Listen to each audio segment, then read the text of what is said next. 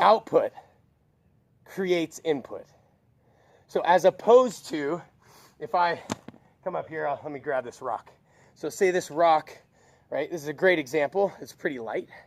But let's say it's a dumbbell, right? So this is creating input, and my body is adjusting and producing output to adjust for the weight or this force that's being applied through amplification of gravity. So gravity is coming down, and then it's taking this thing and it wants to bring it all the way down here to the next part that it's going to have an equal and opposite reaction to and hold it in place, right? But in this case, it's my hand.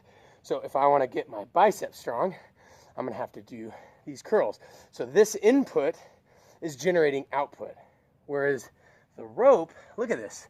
I'm using my body in this gravitational field, and then the rope is using gravity to some extent, right? It's wanting to stay on the ground. And then I'm generating output.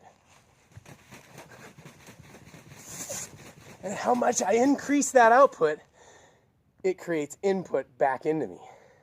So it's the opposite. The beauty of that is that it really mitigates against injury. So it's another thing to keep it lower impact, mitigate against injury, but still create high amounts of force output if we want to, or low amounts, whatever you choose. It's your output that creates your input. So most people, if they say, oh, those ropes weren't hard enough, which almost never happens.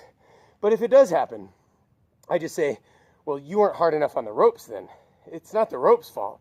The rope is just this dynamic, awesome, versatile tool that you get to contend with to generate the input needs that you want, right? So if I want to get more powerful or I want to get stronger, I'm going to need to generate a ton of output so that the input I'm receiving on this frequency and in that tension, that relationship between me and the anchor through these ropes, right?